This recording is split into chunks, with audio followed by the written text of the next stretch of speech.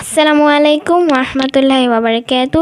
আমার নাম মোহাম্মদ মুবাসসিরুল ইসলাম রাবিত এবং আজকে আমার সাথে আছে আমার বড় ভাই মোহাম্মদ মোসাব্বিরুল ইসলাম রওনাক। তো আজকে আমাদের প্রশ্ন উত্তরের প্রথম প্রশ্ন সেটা হচ্ছে, আমাদের দিনে রাতে যদি 12 রাকাত সুন্নাত সালাত আদায় করি তাহলে জান্নাতে একটি ঘর পাওয়া যাবে। তো এই 12 রাকাতের বর্ণনা দাও, মানে কখন, কোন ওক্তে কত রাকাত? ফজরের আগে 2, জোহরের আগে 4 এবং পরে 2, মাগরিবের পরে 2 এবং এশার পর 2। হ্যাঁ, এটা হচ্ছে আমাদের এই 12 রাকাত সুন্নাত সালাত আদায় করার নিয়ম। এরপর এটা হাদিস উল্লেখ করা আছে জামে তিরমিজিতে, হাদিস নাম্বার 415, ওখানে আছে এটা। এরপরের প্রশ্ন সেটা হচ্ছে, মসজিদে প্রবেশ করার পর কত রাকাত সালাত আদায় করা গুরুত্বপূর্ণ? 2 রাকাত সালাত আদায় করা গুরুত্বপূর্ণ। মসজিদে প্রবেশ করার পর 2 রাকাত সালাত আদায় করা গুরুত্বপূর্ণ। এটা আছে সহিহ বুখারী হাদিস নাম্বার 444 এবং 1163, যে রাসূল সাল্লাল্লাহু আলাইহি ওয়াসাল্লাম তিনি বলেছেন যে তোমাদের কেউ যখন মসজিদে প্রবেশ করে তখন সে যেন 2 রাকাত মানে তাহিয়াতুল মসজিদ আদায় না করে যেন না বসে, অর্থাৎ 2 রাকাত সালাত আদায় করে তারপরে বসতে হবে। অর্থাৎ এই তাহিয়াতুল মসজিদ বা দুখুরুল মসজিদ যেটা বলা হয় আমাদের সমাজে, এটা হচ্ছে 2 রাকাত এবং এটা পড়া গুরুত্বপূর্ণ। মসজিদে ঢুকলে পড়তে হবে, এটা মসজিদে ঢুকলে পড়তে হবে, অর্থাৎ মসজিদে ঢুকে বসা যাবে না, আগে পড়তে হবে তারপরে বসতে হবে, অথবা আপনি দাঁড়িয়ে থাকবেন।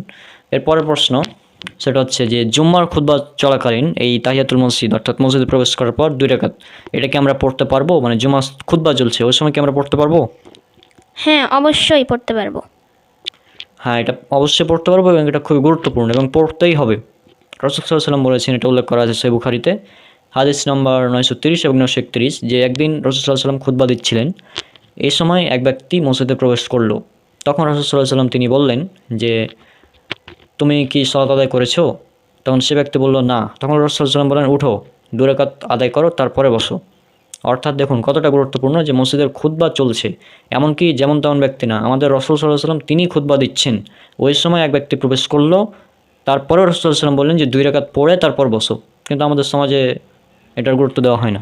এবার 4 নম্বর প্রশ্ন সেটা হচ্ছে যে মসজিদের খুতবা চলছে, জুম্মার খুতবা চলছে, এ সময় পাশে কোনো ব্যক্তি কথা বলছে। এখন আমি যদি তাকে বলি যে চুপ করো, তাহলে চুপ করো কথা বলাটা কি? অনর্থক কাজ। হ্যাঁ, এটা উল্লেখ করা হচ্ছে সহিহ বুখারীতে হাদিস নাম্বার 934, যে রাসূল সাল্লাল্লাহু আলাইহি ওয়াসাল্লাম বলছেন যে খুতবা চলাকালীন তুমি তোমার পাশের সাথে যদি বলো যে চুপ থাকো, তাহলে তুমি একটা অনর্থক কাজ করলে। অর্থাৎ জুম্মার খুতবা চলাকালীন কেউ যদি কথা বলে তাকেও আমি বলতে পারবো না যে চুপ থাকো। এতটা গুরুত্বপূর্ণ খুতবা। এরপর 4 নম্বর প্রশ্ন হলো, এরপর সর্বশেষ প্রশ্ন আজকের, সেটা হচ্ছে যে আমাদের সমাজে দেখা যায় যে অনেকে বলে যে জুম্মার খুতবা চলাকালীন সময় কোনো ধরনের সালাত আদায় করবেন না, হ্যাঁ, সুন্নতের নিয়ত বাঁধবেন না, বা অনেকে লালবাতি টাঙিয়ে দিয়ে বলে যে এই লালবাতি চলাকালীন সুন্নতের নিয়ত বাঁধবেন না, বা এরকম আর অনেক কিছু আছে। তো এগুলোর হুকুম কি? এগুলো সব বিদাত এবং সুন্নাত বিরোধী কাজ। হ্যাঁ, এগুলো হচ্ছে বিদাত, প্রত্যেক বিদাত। আর বিদাত কেন এগুলো? কারণ এগুলো রাসূল সাল্লাল্লাহু আলাইহি ওয়াসাল্লাম কখনোই বলেননি।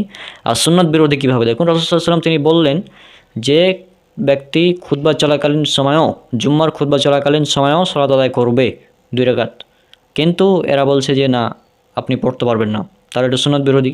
আর বিদাত কেন? কারণ এগুলো রাসূল সাল্লাল্লাহু আলাইহি ওয়াসাল্লাম, সাহাবী, তাবেঈন কেউ করেননি, এই জন্য এগুলো বিদাত।